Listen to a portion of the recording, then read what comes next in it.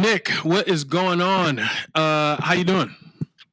Well, I'm doing okay, Therman. How are you doing? I'm great. I'm always great. You know what I mean? I want to welcome everybody back to the Business Boost show here. You know what I'm saying? The Microsoft 365 Business Boost. Today we're talking about Loop. Oh no. We've I know, Nick, you've definitely mentioned Loop a few times on your channel here. Yeah. I personally was that?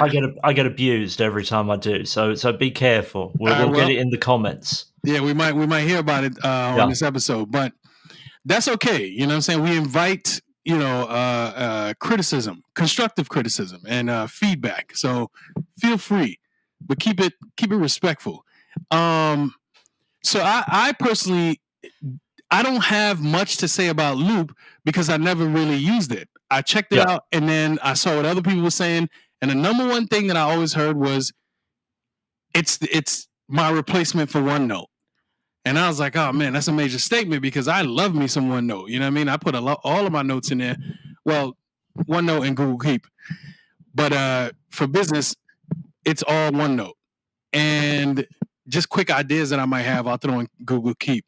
But so I finally found a solution or I used Loop as a solution for something I was trying to do. So as everyone knows, I'm a SharePoint guy. I make SharePoint solutions. I produce SharePoint solutions for clients. But a lot of the times, SharePoint will be the one thing that is the solution, and that's cool. But there's a lot of times as well, where it's SharePoint, some other assets like some Power Platform tools being in the mix, and just a bunch of different things. But even if I didn't have Power Platform involved, SharePoint by itself is a lot of moving pieces. And it's always a thing you got to document. But I jump around from solution to solution about documenting it. And I had a solution for a recent client, and I was about to throw it in OneNote. But I was like, let me try out Loop real quick. Let me see if Loop might be able to work for me. So I jump over to Loop and documenting everything. So it's like you got a SharePoint list or multiple lists, SharePoint pages, SharePoint web parts on those pages. Usually, for me, it's usually one site. So you got one site that's capturing all of this. So you got the site, you have the lists, you have the columns within the list could have various features on them. You got various views, you got automation, all kinds of things that when you are in the mix and just updating SharePoint, it's like you move so fast, but you need to keep those things documented because you're going to come back to it and make updates. So far, only one solution has been put inside of Loop, and I like it. You know what I'm saying? I know there's some issues with it, which I could go to you and we could educate the audience about what the shortcomings might be. But so far, I'm enjoying the fact that I can document something, and I think if I made a recommendation to somebody, I wouldn't say document like a process. I wouldn't go with process just yet, but just documentation of a solution that is already in place or that you're building to give it some structure. You know what I mean? Because I don't really like Visio. You would use Visio to probably document your process, but you could also use Visio to document, the current state of it. But I don't like that. I don't want to spend my time drawing up shapes and all that when really what I want to do is type. I want to write down what's going on. So far, so good. You know what I mean? I'm enjoying Loop. That's where we're at. What's your thoughts on Loop? Well, for those that might not know, why don't you reintroduce us to how you feel about Loop and where you might find it in your workflow or your client's workflow? Well, I think that Loop is an interesting app because I still think that there are limitations to it. I've raised this before that there are some big limitations to Loop that aren't really to do with how it works. It's more to do for the end user. It's more to do with how it works as part of Microsoft 365. Mm-hmm. So I'm interested to see that you're using it particularly in client work. Because one of the big limitations that has been the case with Loop and is being resolved now is the ability to share workspaces with outside people. That simply hasn't been an option previously to to share Loop resources outside of your organization. I didn't know. Well, matter of fact, I did know that and forgot. Okay, all right, that's a big So deal. so that's changing, and Mhm. I believe that now, if you don't have sensitivity labels turned on within your environment, that you can, at present, share Loop resources outside your organization. And if you do have sensitivity labels available in your environment, then you are waiting, and I think that that's upcoming. So I do have those turned on in my environment, so I have not yet had the opportunity to play around with sharing Loop assets outside of the organization. But that's something that, these things are getting resolved over time. Yeah. So I think that that's the thing with Loop of, is it a product that necessarily in its current state you would use for everything? I don't think so. I know there are a lot of people who are very much all in on Loop. Mhm. But my view is that foundationally, certain blockers like being able to share, being able to clean up workspaces if the people involved in them leave the organization, these kinds of issues, there needs to be ways of dealing with that before you can really go all in with it. And I have tried using Loop myself, but I am also a big OneNote user, and so far I don't necessarily see the benefit to using Loop over using OneNote. There are some interesting things in Loop, though. A couple of months ago, I made a video about a new list automation or table automation feature that's come to Loop. Mhm. So you can actually trigger Power Automate flows from changes that happen in tables in Loop in the same way that you might trigger a flow from a change that would happen in a Microsoft list.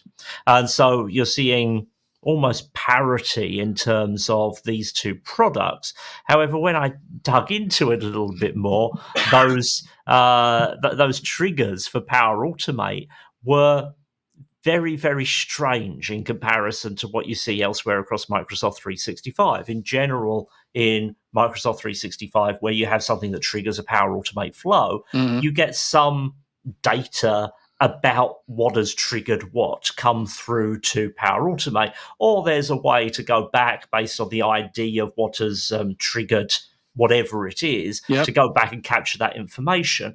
Well, with Loop, there is some information that's passed through, but it's hard coded information based on what you want to do at time of making that action with Power Automate. So it doesn't really give you the capability to really customize your flow to do anything else that you might think is interesting. Like, for example, it would be very hard to set it up so that you automate a log somewhere of what's changed, or something along those lines. It would Okay. be fairly easy to do with other products using Power Automate.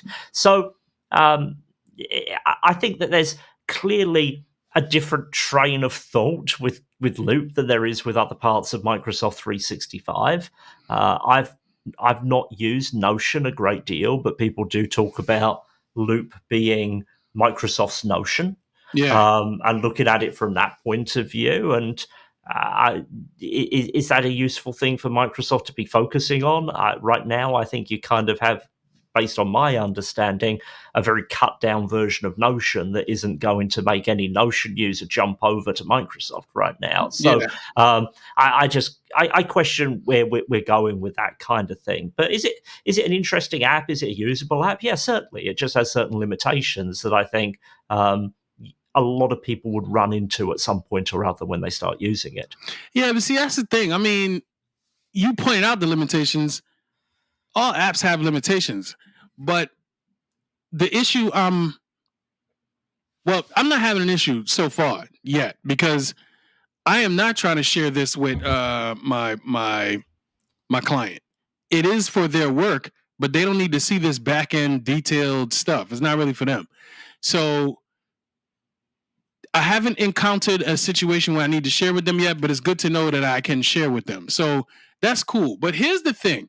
I also, like you, one, like I mentioned, I'm a heavy OneNote user. But then two, like you, I'm not really a Notion user. I've never, I can't even say never really. Well, yeah, I can, because I might have touched Notion one time. But I tell you, Notion was so popular that I found out the thing that people always said.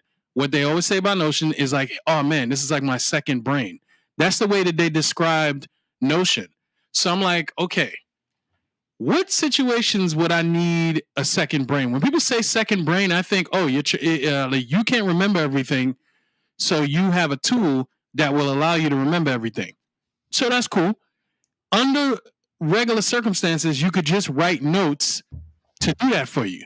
But what I see might be the catch in Notion is that kind of like you can connect your notes, I guess, in a way that's like it makes sense. Like it makes more sense than your brain, because your brain might have your thoughts going all over the place, but you get to structure those thoughts inside of what is this loop, right?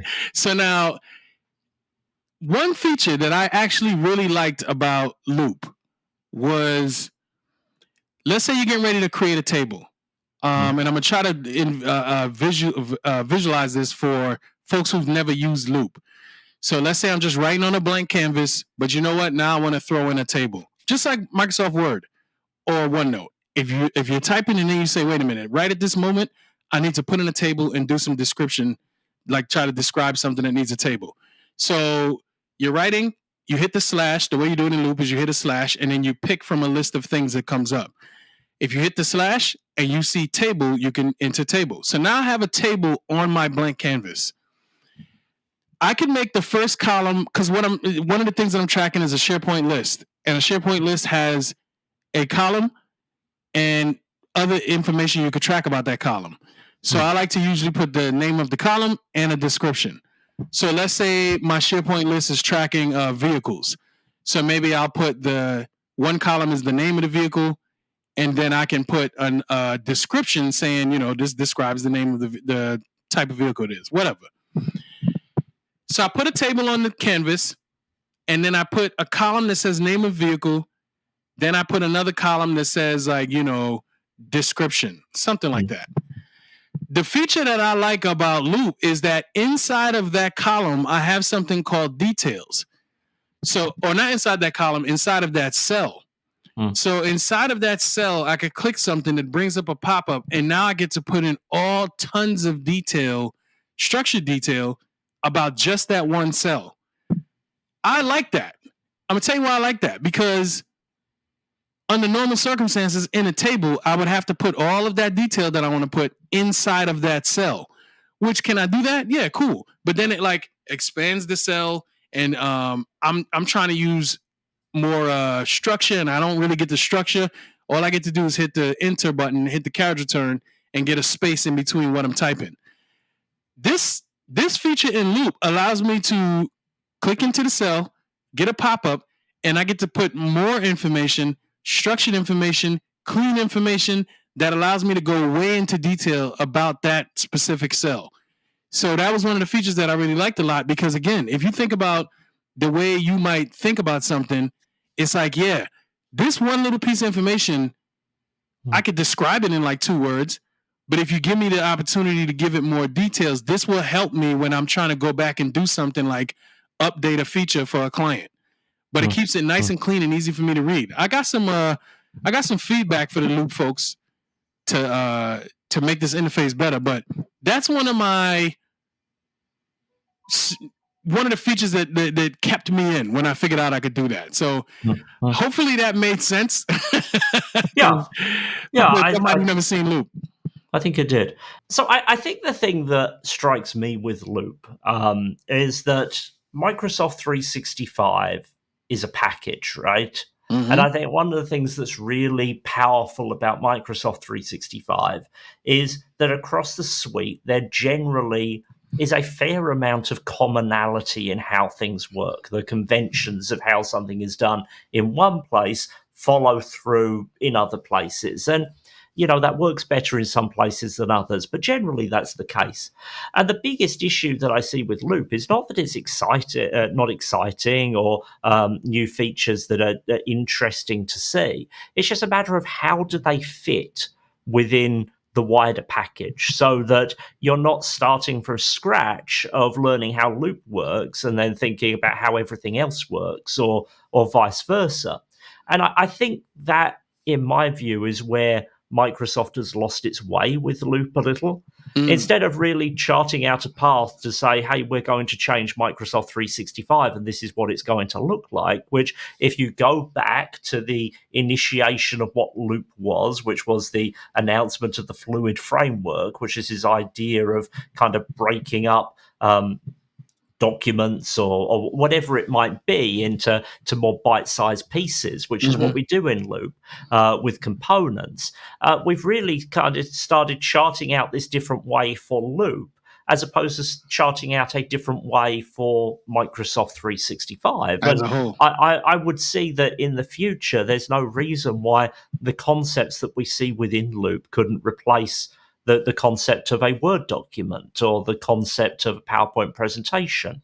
And we already see components be able to be created within the context of a Word document, but it's a rather clunky experience. And I think it's that clunkiness, it's it not fitting all together, it's different types of users having different types of experiences with it. Wait. Sorry. Are you saying that right now you can put Loop components inside of a Word document? Yes. But that experience is clunky? That experience is clunky. And I see, that's annoying, because that's like one of the... okay, so I don't find this whole take Loop components and drop them in an email or drop them somewhere else compelling. I don't think... I'm not blown away by that. Because I haven't seen a use case for a client or someone come back to me and be like, oh man, this thing is a game changer. Not saying it's not. I'm just saying, me personally, I'm not blown away by that feature. However, being able to do it in a Word document should be the place where, or one of the places where, they definitely make that a thing. Because when you're doing, when you're co-authoring, when you're both inside of a Word document, that experience can get a little annoying. So if I know that I want everybody to respond to this Word document, maybe it's like a weekly give me your updates inside of a Word document thing, which I personally would tell you don't do it in a Word document, but fine, whatever. You do it in a Word document. If I could take that component out and pass it to somebody and say, hey, this is yours, updated for the week, or however I go about that, I would want that experience to be top notch, because I could see where, if I'm Microsoft, I imagine they would see how their clients are using their tools, and this would be a great thing to be like, all right, listen, if you're using Word documents, then you should use Loop in this way, and we should double down to make sure this thing works, not be clunky. Or replace the Word document and go use Loop. But then you don't want to replace it and go use Loop because of what you just mentioned about it not falling into the structure or the way that Microsoft already does things. It's like they're taking on two different lanes here. Yeah, I didn't know that about Word. That would be one of the places that I would try to sell Loop, but that's kind of crazy. I think that the potential of this is exceptional, really, because we see this issue of it's really difficult to track where information comes from. It's really difficult to track that kind of path of how information that comes in one place turns into this use, turns into that use, turns into a further use. And sometimes you can kind of get this game of telephone, of you're not quite sure what version you're working with, or has this been updated by someone? Has this been checked? You see these kinds of they're not complete barriers to processes working within organizations, but they are friction points. And I'm working with different types of organizations doing different processes. You see these friction points again and again around these kinds of basic pieces of collaboration.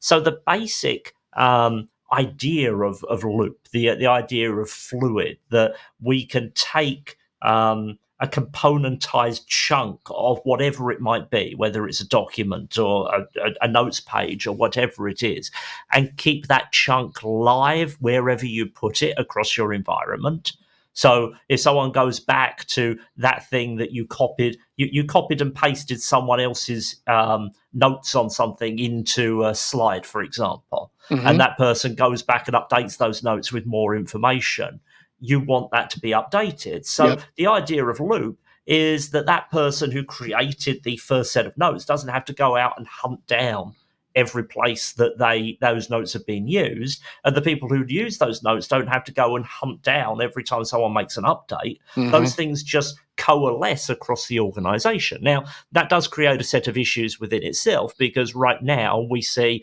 hey, I just emailed you a document. If that document is attached to, or you get a link to it, you're fairly sure that document is the document you want to look at. And if someone then goes in and changes a component of it later, are you actually looking at what it was someone thought they sent you? So I think there are question marks with it. But to me, this is very exciting. And it just has not been executed in a way that truly lives up to what the potential is of this technology. And because so much focus has gone into the Loop app versus really making this technology foundational to the whole of Microsoft 365, I feel like an opportunity has been missed to really fix problems that we see with Word, with PowerPoint, with Excel, with all of these document formats that people are using across organizations every day. And the Loop people are just focusing on Loop, and everywhere that it isn't in the Loop app, it's just a little weird right now. Like, you've got all these Loop files, these .loop files that get created every time you create a component somewhere. There's not really much effective management of them right now. You can't move them around. There's lots of limitations on them. And I just think it's a great shame, because this technology could really shake up how useful Microsoft 365 is to people who are trying to collaborate. Yeah, see, and that's the thing, is that documents. You mentioned documents. I did too. I'm not a big fan of documents. I've come to the realization that we need less documents. You know what I mean? Like, if you think about what Loop is, and to my point about you needing updates from everybody on the team to make this one document, right?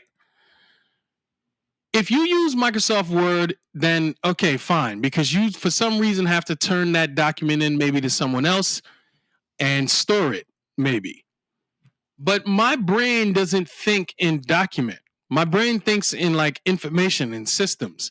So I'm like, if you think about Loop and eliminate the Word document, if we just have a system where you create these components, people go inside of the system of Loop, a workspace, if you will, and then update their sections, their components. Update their components. You're done at that point. You've put your information inside of a system. There's no need for this isolated one counting this week document. You know what I'm saying? Like, if you had it, let's say it was August 1st updates. Okay, everybody go in and make at whatever you did from July 1st to July 31st, give me your monthly report in the August 1st document. Why does that have to be a document that is now a one thing? Like, it's the August 1st update. Why? Why can't it be a system like Loop or whatever you want to use? Me personally, I would have probably been using SharePoint list or OneNote.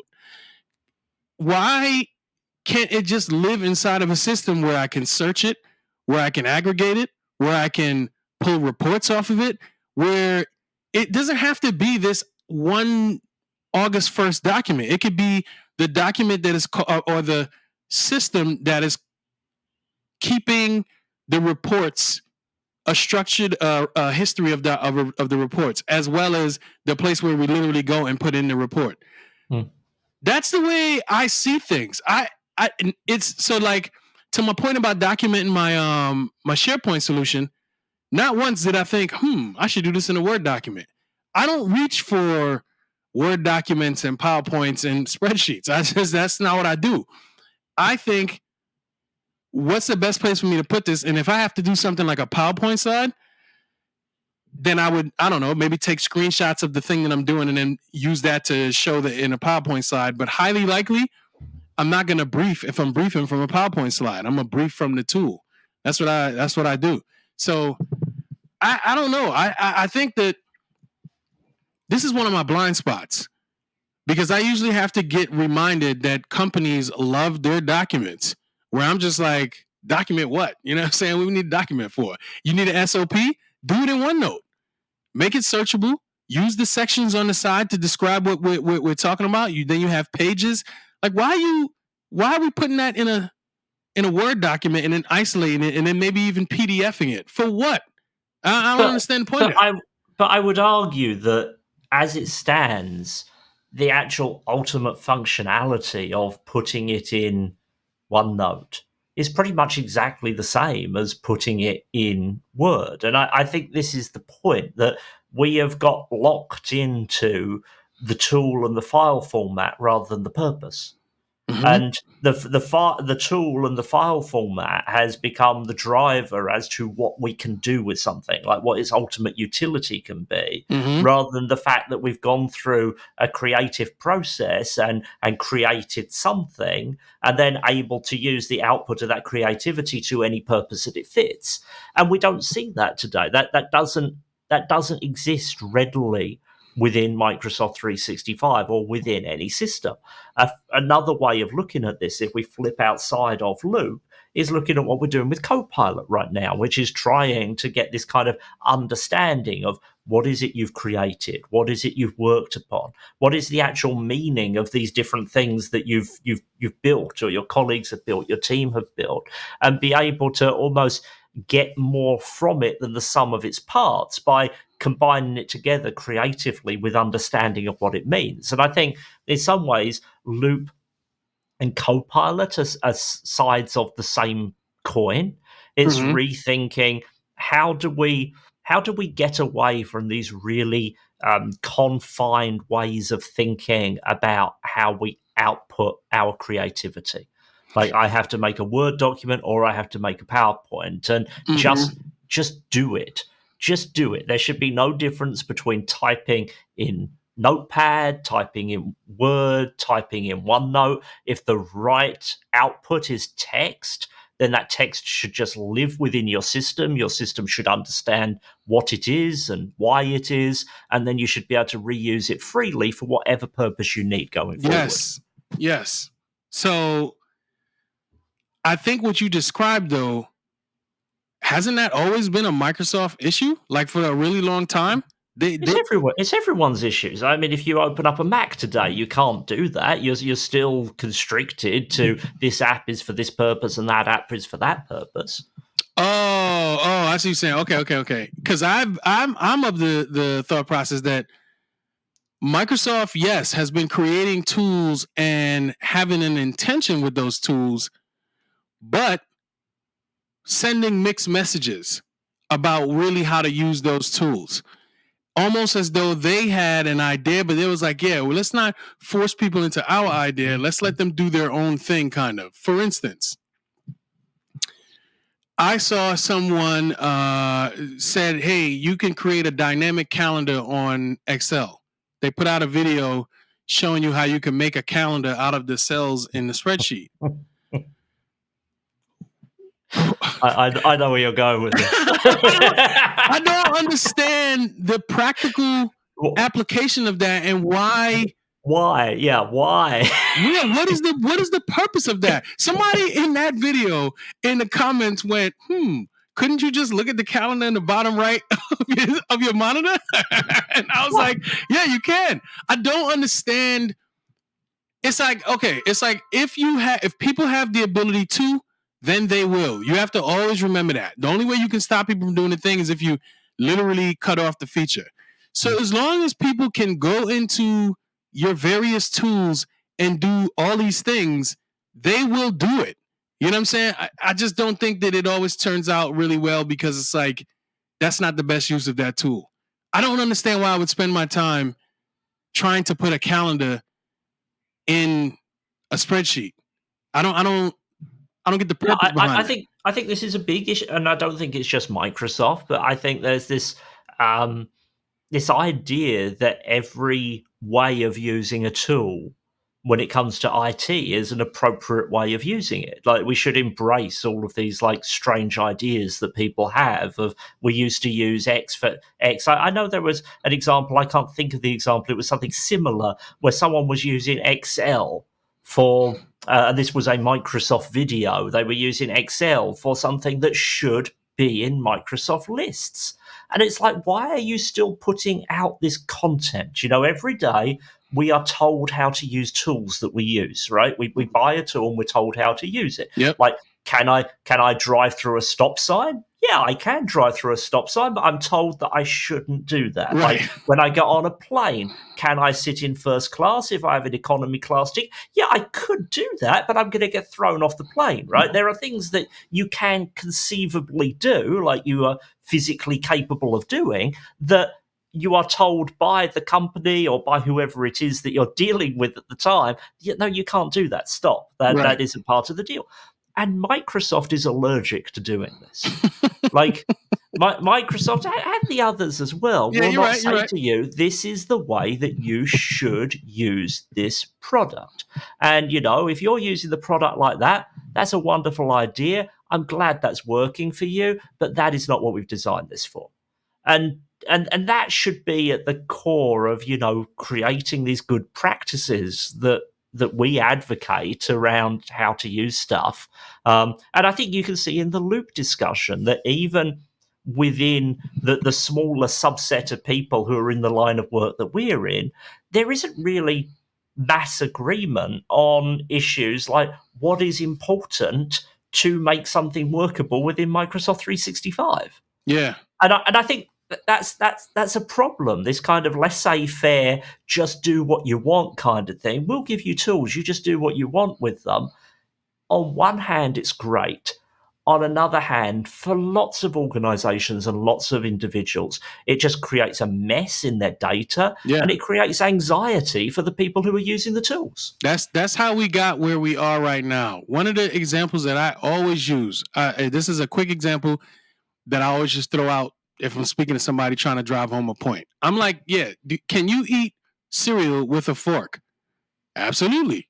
You can definitely do that. Is that the best use of that tool? You know what I'm saying? Like, if you have cereal in front of you and you have an option to eat that cereal with a fork or with a spoon, why? You have to give me a compelling reason why you would choose to go with that fork, as opposed to knowing that the spoon exists, knowing that it's available to you, and that it would be better than using that fork. And while that may be highly based in opinion, we can go to, this is one of them opinions that's just, what are you debating it for? Give me a reason why you would use that fork over that spoon. You know what I'm saying? You got to get the milk mixed in with the cereal and all that. You know what I'm saying? If you're trying to do that. Or you can say, like, if that's what you want to do, you do you, but that's kind of weird. I think that's where we need to get to with doing some of this. It's like, if that's what you want to do, you go ahead. I'm not going to stop you. Like, but I'm able to say, I'm not going to embrace that as a reasonable solution to that problem. I'm going to say, okay, you do that, but that's kind of weird, and that's okay. And I think maybe in that our technology age, we've kind of got away from feeling empowered to do that, because we're all a little anxious about whether someone has like come up with a better solution. Does that solution make sense? If you see someone with a screw hitting it with a hammer, it's pretty like clear as to they've got the wrong tool. Yeah, you're gonna be like, yo, there's a better way to do that. But it's not as clear. It's not as clear with this technology, because there are just so many features, so many changes, so many updates, so many different ways of doing things, that even for people who are true experts, it can still be difficult to look at it and say unilaterally, that's the wrong way to do it. I agree. And that's why everybody who works with me should know I embrace the technology, but before the technology, I always embrace people. I need to know what you're doing, how you're doing it, how do you think, before I sit there and say, get off of that spreadsheet, you suck. You know what I'm saying? I'm not going to do that. I need to know what's going on. So, like, I think a consultant worth their weight is going to consider these things. You know what I mean? it can seem like a hard and fast rule. It can even seem like I'm like, I hate spreadsheets. Don't ever use spreadsheets. That is not what I'm saying, because it's a tool that's extremely valuable when used in this way. And I'm going to consult you and tell you this is the best way you want to use this tool. And new tools like Copilot, new tools like Loop moving itself into the 365 arena. I'm going to get my chops under me first before I say, here, this is the best use of this tool. I want to know what the people who produced the tool were even thinking. Like, what were you thinking when you thought, we're going to build this, hand it over, and tell you to, knock yourself out and go crazy with it because this will help you be more productive? Well, no, let me be the judge of that. You know what I'm saying? And then, hook it up for the customer, because in that serial example, there's a lot of people who are setting themselves up to just be it's like you're being the best person, the best cereal eater with a fork, which, cool. You know what I'm saying? You want to do that? You want to be the best person to eat cereal with a fork? Do your thing. You know what I'm saying? But I'm going to consult you and say, listen, there's something called a spoon. And I think that you would like using this spoon to carry out what you're trying to do. That's just where I'm at. You know what I'm saying? Being an average spoon user can be better than being an above average fork user. Yeah. And if you really want to excel, you're going to go out and get yourself a spork. Yeah, there we go. Best of both worlds. Oh man! Exactly. Okay, so we have really been around the loop with this. So I think we're done with talking loop today. So Therman, what have you got going on? Where can people get in touch with you? Listen, I'm always on LinkedIn. So I used to be on LinkedIn every single day, at least posting every day, but maybe not every day, but I am there pretty frequently. If you need to chat with me or you want to ask a question, shoot me a message on LinkedIn.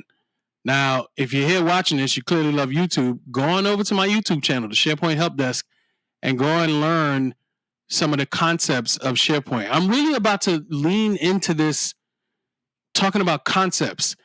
You know what I mean? So instead of just showing you like demos and stuff like that, which I still will do, I need you to understand the concepts and support it with the technology. So just keep, subscribe to my YouTube channel. I got some good videos coming out, and I'm excited to put them out there. So the SharePoint Help Desk on YouTube. Nick, what about you? What you got? So I got my YouTube stuff. It's been a little bit slow last couple of weeks, been on my vacation, so going to be ramping that back up again. But lots of stuff on YouTube about Copilot generally. And if you're interested in Copilot adoption help or really anything else to do with Microsoft 365, then feel free to reach out. I'm also on LinkedIn. Nice. All right, Nick. Well, this was great. I'll catch you back in 2 weeks. Have a good one. Okay. You can loop me back in a couple of weeks. See you soon. You couldn't resist.